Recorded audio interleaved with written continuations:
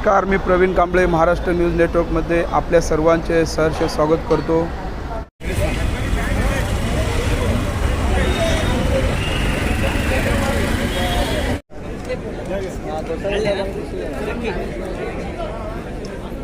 या महिन्यात पोचाली त्याची धन विरोधकांना लागेल का? विरोधकांना ऑलरेडी धर लागलेली आहे, त्यांचा धूर सगळं झालेलं आहे। परंतु मला असं वाटतं की त्यांना धड पोचवायची द्यायचा असा हेतूने शिवसेना कधीच काम करत नाही। शिवसेना लोककल्याणासाठी काम करते, शिवसेना समाजाचे प्रश्न सोडवण्यासाठी काम करते, शिवसेना अन्यायाच्या विरोधात मशाल उचलते, शिवसेना जिथे अज्ञानाचा अंधार आहे, जिथे कुठे अत्याचार आहे, जिथे कुठे अनाचार आहे त्याच्या विरोधात एक स्वयंप्रकाश म्हणून मशाल उचलते। कुणाला तरी त्रास द्यायचा हा शिवसेनेचा हेतू कधीच नाही। हा, परंतु ते काम करत असताना जर अड़चन वाटत असेल तर त्याला आमचा नाही करणार। भाई नीतीश राणे ने ऐसा कहा कि जो मशाल जो चिन्ह मिला है वो आइसक्रीम है, इस तरह का उन्होंने टीका टिप्पणी की, क्या कहेंगे उस पर?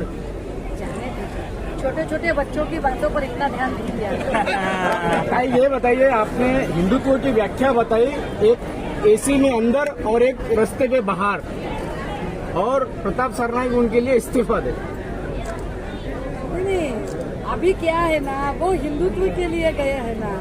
अगर बीजेपी हिंदुत्व की रखवाली करने वाली पार्टी है तो नरेंद्र भाई के लिए इतना सैक्रिफाइस तो प्रताप नहीं कर ही सकते हैं ना, और उन्होंने करना चाहिए। क्या जरूरी है? आपको विधायक की सीट जरूरी है कि हिंदुत्व जरूरी है? तो हिंदुत्व जरूरी है तो विधायक की सीट की सैक्रिफाइस करें, इतनी सीधी सी बात है। उन्होंने तो चैलेंज किया है कि अगर आप शिवसेना के उस पर नहीं है तो आ जाएं और हम दोनों अपक्ष लड़ते हैं एक 145 से, उस पर क्या कहेंगे? इस पर यही कहेंगे कि ये लोग अपना असली रंग दिखा रहे हैं।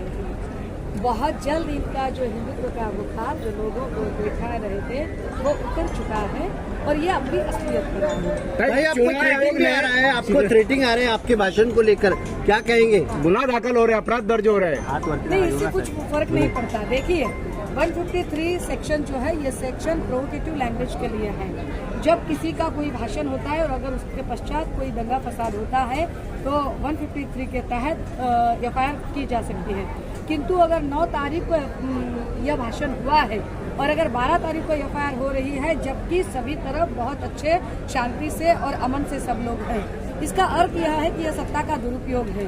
किंतु यह सत्ता का दुरुपयोग अगर हमारी आवाज दबाने के लिए है तो वो शायद इस गलतफहमी में है कि इस तरह के कानूनन कार्रवाई से हम रुक सकते हैं, तो ऐसे नहीं होगा। ये कारवा आगे बढ़ता जाएगा ना। आप कितने भी हम पर एफआईआर दर्ज करो, आप हमें धमकियां दो या कितनी भी आप प्रेशर टैक्टिक्स कर लो, हम रुकेंगे नहीं, थकेंगे नहीं, थमेंगे नहीं। चुनाव आयोग ने चिन्ह और नाम पहले ही इन्हें बता दिया था, इस तरीके का आरोप लगाया जा रहा है आपकी तरफ से। नहीं, इस तरह का आरोप नहीं, यही सच्चाई है। पहले ईडी और सीबीआई इनके लिए काम करती थी, अब इलेक्शन कमीशन भी कर रहा है। ये तो मानो जैसे अलादीन के दिए की माफिक ये लोग इनके सामने खड़े हुए हैं कि बस शिंदे साहब आप एक दिया घस दीजिए। जैसे ये दिया घिसते हैं ना तो ईडी सीबीआई इलेक्शन कमीशन बोल मेरे आका क्या हुक्म है, ऐसे कहकर इनके सामने खड़े। आप जो है उद्धव सेना अगर शिंदे सेना के ऊपर आरोप लगाती है तो बचाव के लिए देवेंद्र फडणवीस भी आ जाते हैं और आपके अधिकतर भाषणों में मोदी सरकार भी टारगेट है। ऐसे नहीं करते। दोनों का बहुत ही अटूट बंधन है। वह अटूट बंधन चाहे इसके पहले उन्होंने इस्तीफा दिया हो, चाहे एक दूसरे पर कितना ही कीचड़ उछाला हो, लेकिन अगर चोट एक को आए तो दर्द दूसरे को होता ही है ना। तो अगर एकनाथ भाई जी की मुश्किलों में अगर देवेंद्र जी साथ दे रहे हैं तो अच्छी बात है। कल को ऐसे हो सकता है कि देवेंद्र जी की सत्ता के लिए एकनाथ भाई अपनी पूरी राजनीतिक पूरी जो जीवनी है वो छोड़ देंगे और वो शायद अपने वो क्या गाँव उनका तापोला में जाके शायद वो खेती करेंगे।